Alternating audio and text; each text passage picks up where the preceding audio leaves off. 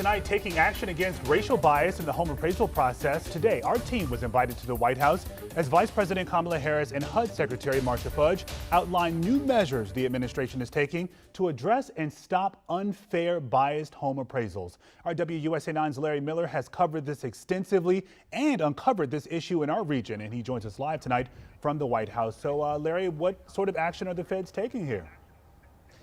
Well, the White House being very clear that this is a significant issue that requires immediate and aggressive action. They laid out their plan today, but during that news conference that they held, it was really the stories of other families that left the whole room in shock. And the more that we are able to really highlight this issue, to educate the public in general about what is happening, the more we will be able to be successful in fixing the problems. Vice President Kamala Harris addressing homeowners and officials within the administration Wednesday, laying out action items to combat biased home appraisals. In majority Black and majority Latino neighborhoods are almost twice as likely to be undervalued than homes in other neighborhoods. Some of the action items include a new requirement for appraisers that take part in federal programs to take anti-bias training. There are proposed changes to appraiser certification so that the industry is more diverse, and the creation of new rules to provide guidance on appraisal algorithms, which are used to determine the value of a home. The action items stem from a report released by the PAVE Task Force Wednesday.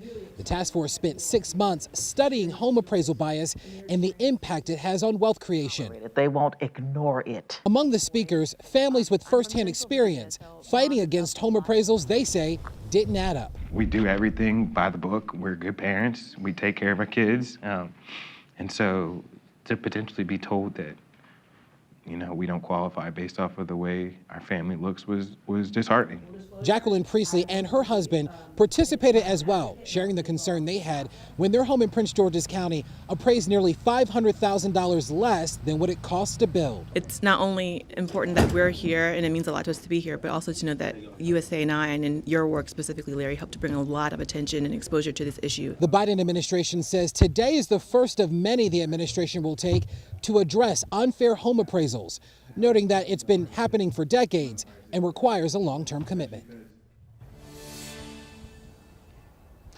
Now, the administration has been clear that there are a lot of factors that they say are important, and the reason why they need to work on this issue specifically. For them, they say it has a lot to do with the wealth gap. They say by addressing home appraisals, it essentially will shrink the wealth gap considerably, elevating more communities that have been systematically and for a long time been disenfranchised and helping to create more generational wealth. Lorenzo? Yeah, your home is your pride and joy, and obviously a big investment. And it sounds like these families here are missing out on tens of thousands of dollars unfairly. So glad we're talking about this issue, Larry, and it's getting the attention of federal leaders. Great work here, my friend.